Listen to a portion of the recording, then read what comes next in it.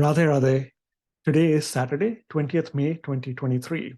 Here we are with this recap video for our ongoing journey of Chapter 9 in our Bhagavad Gita Recitation series.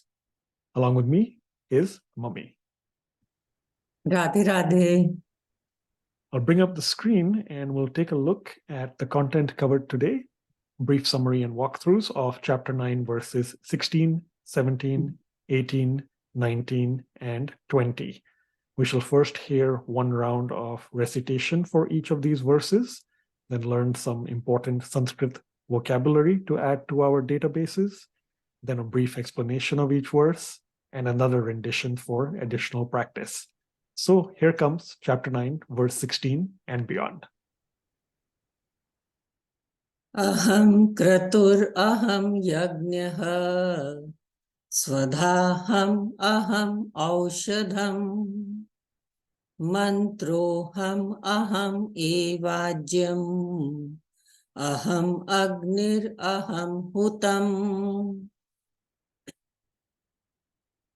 pitaham asya jagato Mata dhata pitamaha Vedyam pavitram omkara Rik sama yajur evacha Gatir bharta prabhu sakshi Nivasa sharanam suhrita Prabhavah pralayasthanam Nidhanam bijam avyayam Tapamyaham aham varsham Nigrihnamya utsrijami cha Amritam chaiva mrityuscha Sad asach chaham Arjuna Traividya mama soma pafa puta papa Yagnerishtva swargatim prarthayante Te punyam asadya surendra lokam Ashnanti divyan divideva bhogan. So let's look at one important word from each verse.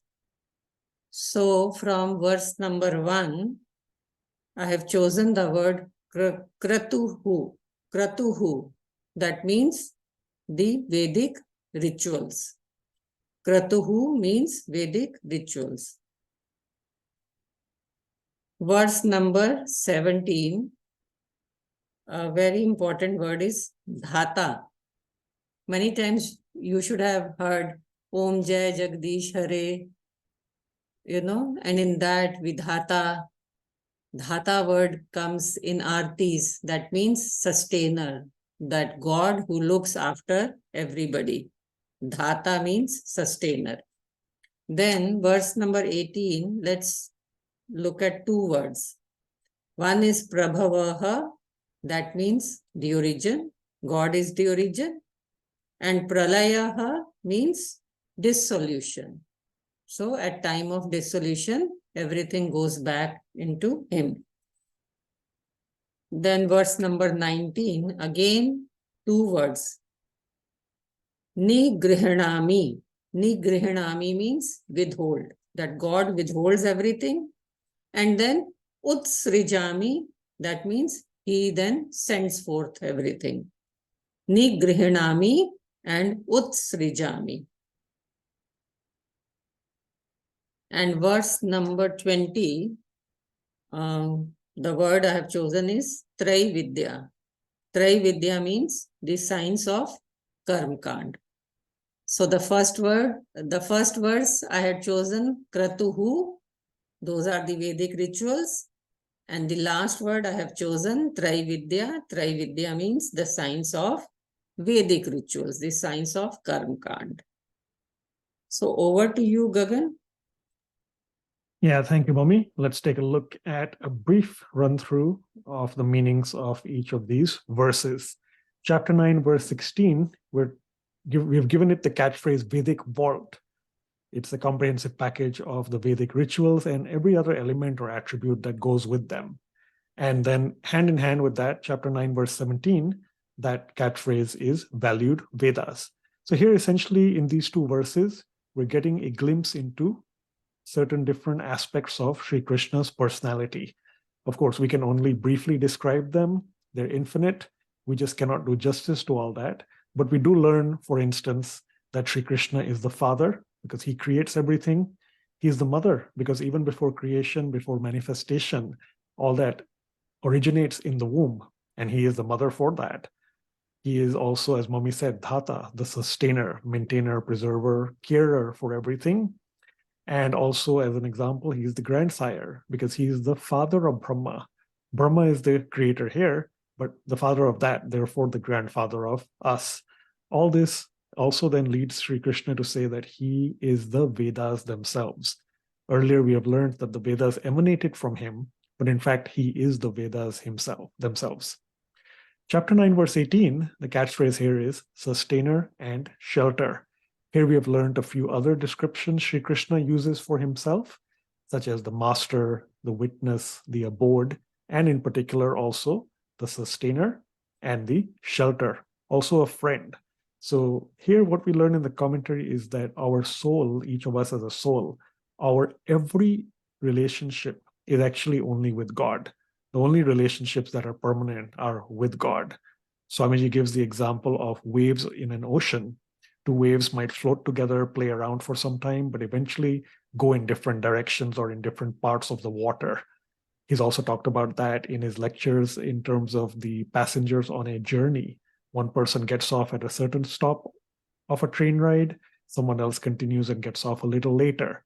So all these are temporary relationships we have in the world. The only consistent and permanent one is with God. And in fact, if we were to take away all of our worldly attachments, think of tying them all up together in a rope and then offering them at the lotus feet of God. That is one way to separate from all these worldly attachments and recognize that permanent relationship with God. Chapter 9, verse 19. Question, catchphrase, rain or shine? Common phrase that we know about, but here really we have seen Sri Krishna saying that he is rain, he is also sunshine, he is heat, he's everything. So again, it doesn't matter whether it is rain or shine from a time standpoint. He is permanent, he's always there. And in fact, he is the only one that is going to be there, even if you say before creation or after dissolution.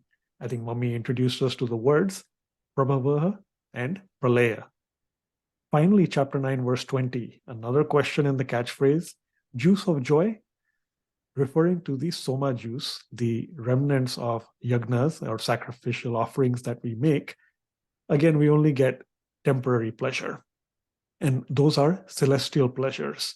So this verse, chapter 9, verse 20, talks about non-devotees, so non-devotees of God, of Sri Krishna, yet those who are not atheists, because they are devotees of the celestial gods.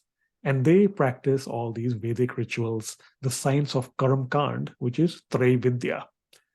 They don't realize that behind the scenes, the only person to sanction and grant all those benefits is Sri Krishna. We've seen that simultaneously last week and this week also in Bhagavad Gita study classes, chapter 7, which we are studying there. And therefore, these people only will get limited celestial pleasures, and they cannot break away from the cycle of life and death. So that is the essence of chapter 9, verses 16 through 20. We shall hear a rendition of them one more time. Thank you, Gagan. And we'll start from verse 16. Aham kratur aham yajnaha swadhaham aham aushadham mantroham aham evajyam aham agnir aham hutam pitaham asya jagato mata dhata pitamaha vedyam pavitram omkara riksama yajur evacha. Gatir Bharta Prabhu Sakshi Nivasa Sharanam Suhrita Prabhava Pralayasthanam Nidhanam Bijam Avyayam Tapamyaham Aham Varsham Nigrihinamya Utsrijami cha Amritam chaiva mrityuscha Sad asach cha aham Arjuna Traividya mam soma pafa puta papa Yagnir ishtva svargatim prarthayante Te punyam asadya surendra lokam Ashnanti divyan divi deva bhogan. So I hope that you all noticed the last verse, the singing meter was different because this verse has more syllables, total 44 syllables and 11 syllables in each pada, 4 padas, 11 times 4, 44. And that is why this is sung in Tristub meter, a different tune from the previous 4 shlokas. Those were in Anustub meter because they have 32 syllables, 8 syllables in each pada. I hope that helps all of you to learn. And over to you, Gagan. Yeah, thank you so much, Mummy. So yeah, that concludes our video for this recap of today's class for Bhagavad Gita Recitation, Chapter 9 series. We look forward to seeing you next week, Saturday, 27th May 2023. As we mentioned, please do pay attention to the first link in the description below. That's where all the slides that you're seeing, other reference material, as well as these recap videos are all available, as well as timely announcements about class. So as Mummy had said, next week is the West Coast retreat. As soon as we find out about the actual status of Swamiji's lecture, if it is going to coincide with this class, then most likely this class will be canceled. But no assumptions right now. Please look at that first link for that community portal page for this series for up-to-date details and announcements. Till then, continue studying hard, chanting and reciting, and we look forward to seeing you next week, whether it is for Bhagavad Gita study 3 hours before this class or for recitation if that happens at the usual time and place. Thank you. Radhe Radhe. Radhe Radhe.